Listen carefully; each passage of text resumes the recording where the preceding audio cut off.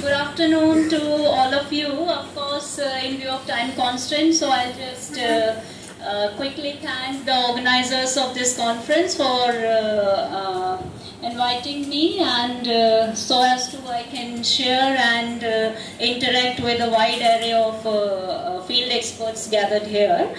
So the topic is naturally frequent floods in Punjab plains, which are actually turning flood disasters to finally catastrophes. And this emphasizes understanding of both natural and anthropogenic factors. Okay, so the talk is will quickly go on floods because I had an idea that I have an audience of students also. But anyway, then the focus would be on the Punjab floods, why it requires the immediate attention. Of course, certainly as a geologist, my talk will focus more on the geological aspects, and that's why I'll discuss the geological setup of Punjab plains, which actually makes them more sensitive to flooding. Then consequences of climate change. Being an earth scientist, consequences of climate change makes the Punjab plains sensitive to flooding. Of course, briefly related mitigation measures. Okay, so this I can quickly skip. I will just focus that we are here in the Punjab plains. We are concerned with the riverine floods, the river floods, because the Punjab state is dominated by rivers, right? Otherwise, the floods can be your coastal floods and the river floods. These are the two major types of division of floods. Then in understanding, then there are various causes for the flooding, climate change.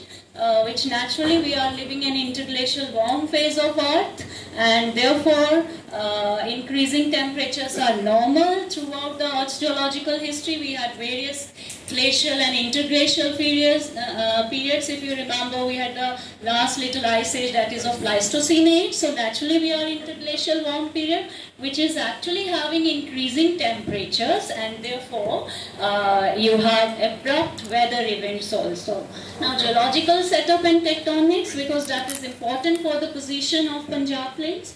The other ones which are largely man-made, which of course I won't be talking in this talk. So overexploitation, deforestation, humans occupying dry channels, dam regulation, which is also very important in context of Punjab. Then agricultural practices, again very important. We have some crops which have subsequently increased from the last decade. That is your paddy crops. Then you have obstructed waterways, then so on, silting, desilting also another one, and so on.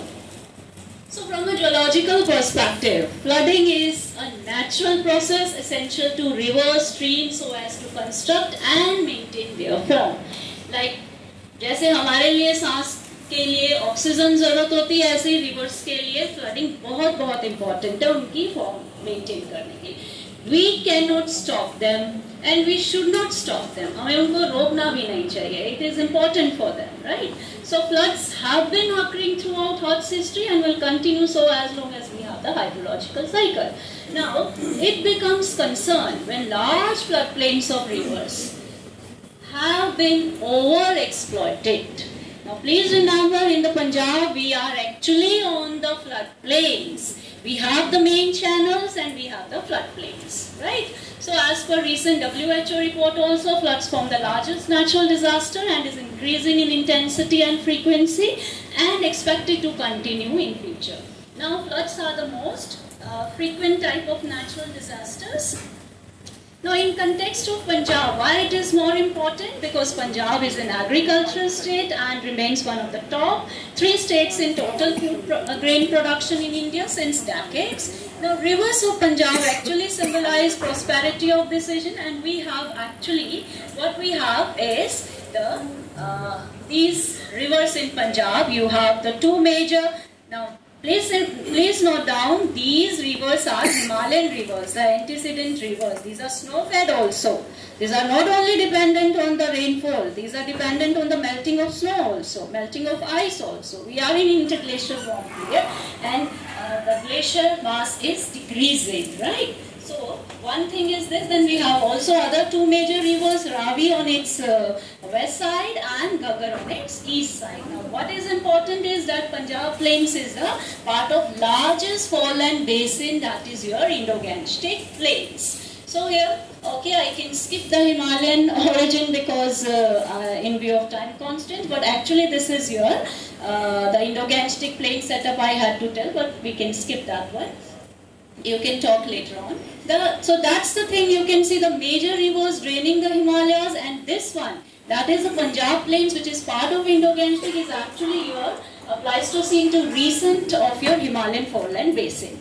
Now what is happening, if we see the geological setup, then you can make out that there are three major divisions, and the most of the this one, the central zone I'll focus, the central zone I'll focus, which is our actually flat, low-lying floodplains with intervening elevated uplands also. You have subsurface topography also, which is regulating this. Now from this you can make out the worst flood hits districts, and this I'll correlate with the geological setup also. Most of these are in the flat low-lying flood plains.